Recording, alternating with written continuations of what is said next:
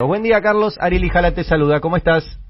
Hola, buen día. ¿Cómo están? Muy bien, gracias por atendernos. Bueno, Carlos, ayer igual algunas cosas explicó el gobernador, pero queríamos charlarlo un poquito más en profundidad con vos. ¿Cuáles son las razones de estos cambios de gabinete y sobre todo, digamos, qué lectura podemos hacer de esta inclusión de intendentes y además de intendentes que ganaron en sus territorios en el gabinete? Mira, respecto a las razones son muy simples, en consonancia con lo que hizo o lo que está haciendo el gobierno nacional, con lo que hicieron muchos gobiernos provinciales, muchos gobiernos municipales también que llevaron adelante cambios en el gabinete después, por la circunstancia general, pero también por el resultado de las elecciones.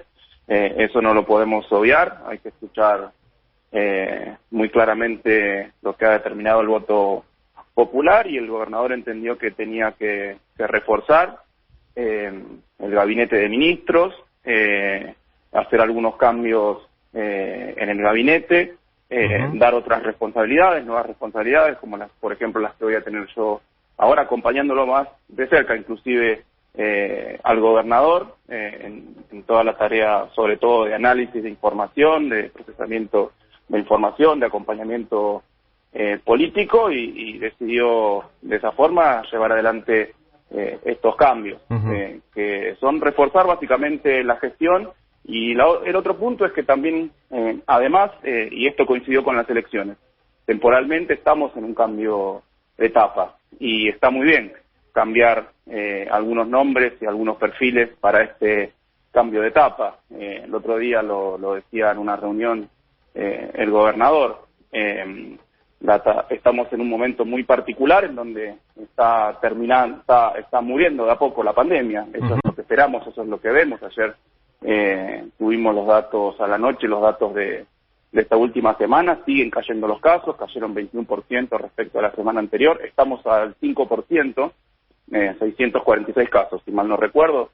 Tuvimos esta semana promedio diario, estamos al 5% de lo que estuvimos hace 17 semanas, que fue el pico de la segunda ola, que fueron 12.008 casos, o sea que estamos en una situación muchísimo más holgada respecto a la pandemia, sí. Pero al mismo tiempo no termina de nacer la reactivación económica de la Argentina. Hay signos muy positivos, pero me parece que lo que hay que hacer desde la política pública, desde la política económica, es reforzar además ese crecimiento. Hay que acelerar todavía más la gestión, la implementación de los proyectos, de las obras públicas. Bueno, tiene que ver con esas dos razones. Y la inclusión, las modificaciones que hizo el gobernador. Sí. Y te iba a preguntar, ¿por qué la inclusión de dos intendentes como Insaurralde y como Leonardini? Digamos, ¿qué aportan intendentes bonaerenses que hasta ahora no estaban representados, por lo menos de esta forma, en el gabinete?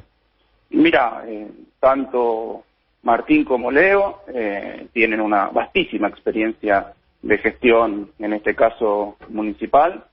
Lo que aportan es, bueno, como se ha dicho durante todo el día de ayer, mucho volumen político, al gabinete todavía más volumen político del que tenía nuestro gabinete, y mucha experiencia en la gestión cotidiana, en la implementación de proyectos, en la ejecución de obra pública. Así que nosotros creemos que de esa forma vamos a estar, como te decía recién, fortaleciendo el gabinete. Hemos hecho, además, el ministro Simón está pasando al Instituto Provincial de Vivienda, que además lo vamos a estar reforzando porque es una de las necesidades estructurales, una de las demandas estructurales, uno de los problemas estructurales que tiene la provincia de Buenos Aires. Y también en ese sentido el ministro Simone va a tener una función todavía más específica y más relevante en el sentido específico de profundizar la política de desarrollo y de construcción de vivienda social. Carlos, ¿cómo estás? Nico Lantos te saluda, buen día. ¿Qué tal, Nico? Bien. Hay un debate de trasfondo detrás de todos estos cambios, detrás de las lecturas del resultado electoral y demás, que tiene que ver con la velocidad en la cual se estimula la economía para que crezca más rápido, y el riesgo de que eso derive nuevamente en una crisis cambiaria, una nueva devaluación, que vuelva a hacer aumentar la inflación y que haga retroceder en todo el laburo hecho en los últimos meses en ese sentido. Desde tu experiencia, quería preguntarte cómo evaluás ese escenario, las distintas posiciones que se están viendo dentro del Frente de Todos al respecto y cómo crees que se debe seguir en los próximos meses.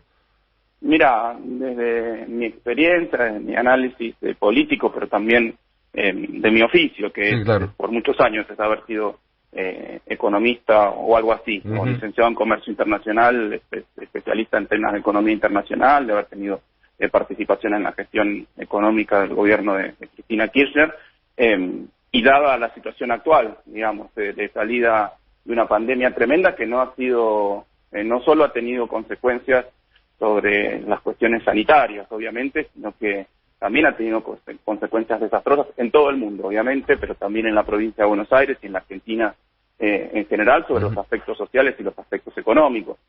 Obviamente, tratando de mantener todos los equilibrios que uno necesita mantener a nivel macroeconómico, uno no desconoce esas cuestiones, pero desde lo estructural y desde lo político, me parece que el mensaje que han dado las urnas, inclusive ha sido muy claro, que hay que reforzar, que hay que acelerar la recuperación económica, pero no solamente porque estamos saliendo de una pandemia, siempre hay que hacerlo. Siempre un país subdesarrollado o un país de desarrollo intermedio, como querramos llamarlo, como es la Argentina, necesita acelerar productivamente, necesita generar empleo, necesita generar mejores condiciones de vida, y para eso muchas veces los mercados, o me animo a decir, la mayoría de las veces el mercado no soluciona este problema con el libre funcionamiento.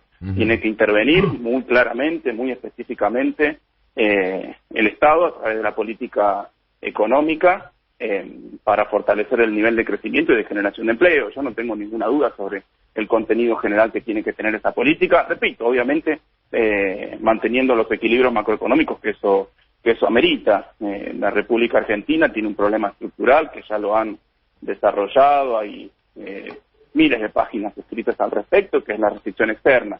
Lo ha dicho inclusive muy claramente el equipo económico, lo ha dicho muchísimas veces de manera pública la vicepresidenta Cristina Fernández de Kirchner. Ese es un problema estructural que tiene la Argentina y tenemos que ver, que generar los instrumentos y generar las condiciones para poder acelerar el crecimiento y la generación de empleo genuino, formal, bien pago, siempre cuidando ese equilibrio, que es el que en última instancia muchas veces determina que la economía argentina haya llegado a crisis económicas muy fuertes. Hay que llegar a ese equilibrio, pero hoy el imperativo a la salida de esta pandemia es acelerar el ritmo de crecimiento y de generación de empleo. Bien, y en ese sentido, ¿cuál es a ver, sé que es difícil hablar de un objetivo después de un resultado como el del domingo pasado, pero ¿cuál es el objetivo que se plantean de cara a noviembre? ¿Buscan dar vuelta a la elección? ¿Buscan revertir la tendencia? ¿Cuál es? ¿Buscan sostener la legislatura? ¿Cómo van a plantear políticamente estas 8 semanas que quedan por delante de esta elección?